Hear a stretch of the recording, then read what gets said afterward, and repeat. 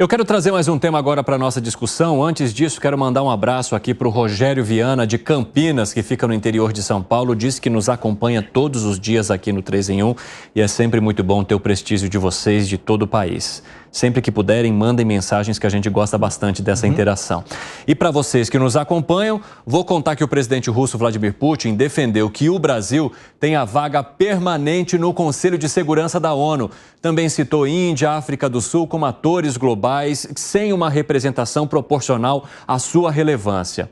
Quero entender de vocês se essa manifestação de Vladimir Putin pode fazer alguma diferença e se vocês entendem a necessidade de uma vaga permanente para o Brasil no Conselho de Segurança da ONU, que, aliás, é um pedido e uma vontade do presidente da República, Gustavo Segré. Sempre teve uma disputa em ver quem ia ocupar esse lugar primeiro, se ia ser o Brasil ou a Argentina. Essa disputa existe e vai se manter também.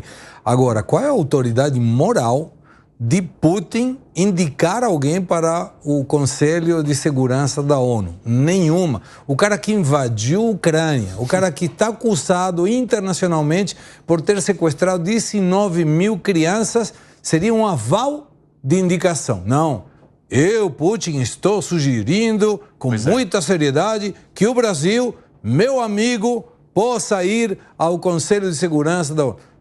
Não é sério, sinceramente não é sério e não me parece inclusive que seja uma questão de dizer quem é a garantia para o Brasil? Putin, pelo amor de Deus. 5h25 da tarde, o pessoal da rádio vai para um rápido intervalo, daqui a pouco eu espero vocês, hein? Não saiam daí. Fala, Fábio Piperno, o que uma recomendação de Vladimir Putin faz para o Brasil no Conselho de Segurança da ONU? Nesse momento talvez até atrapalhe um pouquinho. Na verdade, mas ele, como um político sagaz que é, e é por isso que se mantém no poder há tanto tempo, vai disputar a eleição de novo ano que vem. Não, se mantém aí porque mata todo mundo que foi contra ele, né? Também, mas e aí ele consegue cooptar as elites, o exército, enfim, para se manter e vai acabar se reelegendo de novo ano que vem. Veja, ontem a Rússia fez lá uma operação que matou mais de 50 ucranianos. Então, hoje ele solta essa. De certa forma, o mundo ele consegue dividir um pouco as atenções. Uma parte do mundo acaba debatendo essa questão, né, do Conselho de Segurança, esquecendo um pouquinho aquele crime bárbaro de ontem. Ele é um criminoso de guerra. Agora, veja, ele espertamente também acena país grandes e populosos. A Índia. Ele fala também da Índia e África do Sul. Pois é, o país mais populoso do mundo, um país importante da África e o Brasil. Então, adoça a boca dos três, mas do ponto de vista prático isso não significa absolutamente nada. E o Brasil gosta desse docinho ali no beiço, hein, Luiz Felipe Dávila? Essa é a questão. É quase que se o Fernandinho Beiramar resolver apoiar o Brasil a entrar na ONU, né? Negócio inacreditável, no certo sentido. Assim, é uma coisa que não tem nenhum peso. O Putin é uma pessoa que tem uma estratégia que não tem nada a ver com os valores que representa a ONU. Ao contrário, ele mostra cada vez mais que ele tem uma política própria. Ele tem, sim, lá um Estado que eu digo que é praticamente um Estado criminoso, no sentido que hoje todas as atividades na Rússia hoje são completamente dominadas pelo governo e quem não está com ele apaga, manda matar. É uma coisa inacreditável o quantas pessoas o governo russo já se envolveu eliminando pessoas fora do país. Quantos suicídios a gente já acompanhou, entre aspas, lá na Rússia, né? Agora, o ponto é o seguinte, esse tipo de aliado endossando o Brasil, como disse o Piperno, só prejudica o Brasil, porque não é um apoio de qualidade, não é nem um pouco apoio de qualidade, é um apoio que mostra que provavelmente o Brasil está do lado errado para ter um apoio desse, né? Então, ao meu ver, o que nós temos de voltar é a nossa tradicional política externa, de uma política de Estado, e não uma política de militância política, porque isto é muito ruim para as relações internacionais. Você está de acordo, hein, Alangani? Olha, o que eu vejo, Evandro, é o seguinte: o Conselho de Segurança da ONU, na prática, não serve para absolutamente nada. É completamente irrelevante se o Brasil vai fazer parte ou não. Os Estados Unidos, eles fazem parte do Conselho de Segurança da ONU. Na invasão do Iraque, a ONU condenou, falou não invade. Os Estados Unidos não deu bola, invadiu, sob o pretexto de armas de destruição em massa, não achou nada. O Iraque hoje é pior do que estava ainda com o Saddam Hussein dominado por milícias locais. Né? É uma das operações mais mesmo naufragadas, também, né, que a gente já acompanhou. Exatamente. E aí, muitas vezes, os Estados Unidos também se colocam como santo da história, sendo que eles fazem atrocidades em política externa, vide o Iraque. O Putin também foi vetado, a invasão da Ucrânia também não deu bola. Como é que você para? Você vai falar, não invade aqui, ó, existem os burocratas aqui, decidimos para você não invadir. Ele não vai dar a mínima para isso daí. Aliás, os Estados Unidos colocaram uma série de sanções sobre a Rússia que também não teve efeito nenhum, sanções econômicas. Então essas potências, na hora que elas querem invadir, elas invadem. Os Estados Unidos invadiu o Iraque, o Putin invadiu a Ucrânia, e se a China quiser um dia também invadir Taiwan, como é que você para a China?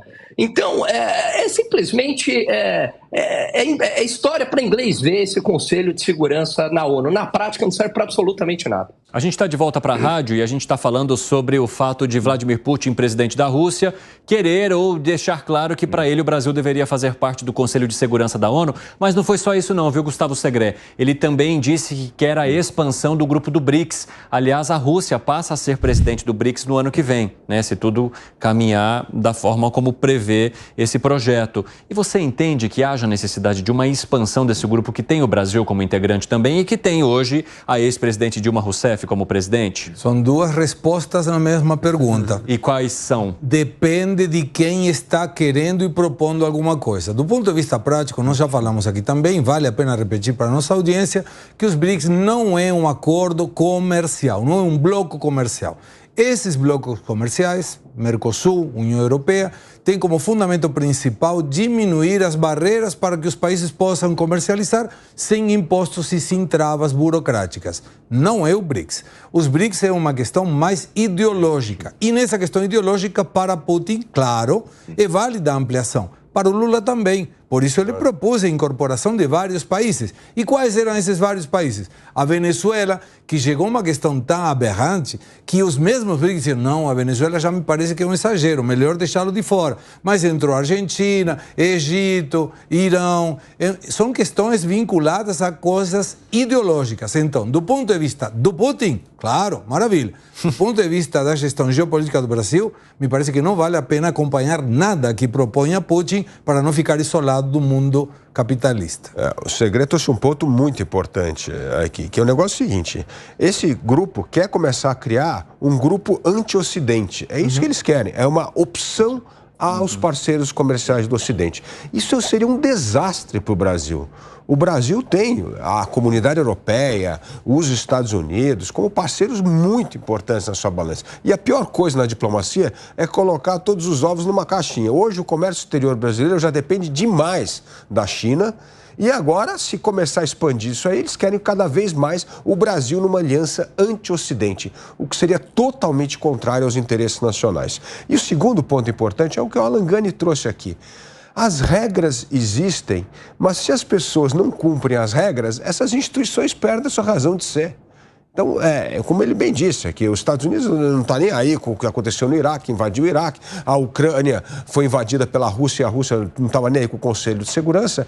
E a última vez que uma potência como os Estados Unidos atuou em nome da ONU foi na primeira guerra do Iraque com o George Bush.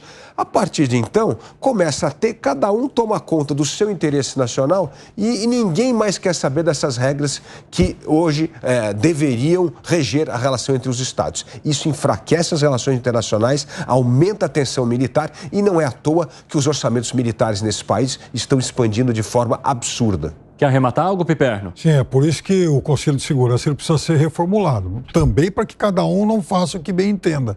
E aí tem que haver um consenso entre os seus integrantes. Sim. Em relação ao BRICS, eu acho importante participar desses grupos, desde que, obviamente, não seja só para, olha, agora eu tenho mais companhias, então eu vou poder confrontar o outro. Não é isso. É ampliação de aliança. A visão tem que ser pragmática. O Putin, por exemplo, na Europa, ele ganhou um aliado essa semana. Lá na Eslováquia, um partido pró-Rússia contra a Ucrânia acabou ganhando de forma surpreendente a eleição. Então, veja, só para pegar um pequeno exemplo. Amanhã depois, talvez a Eslováquia queira ser sócia disso aí também.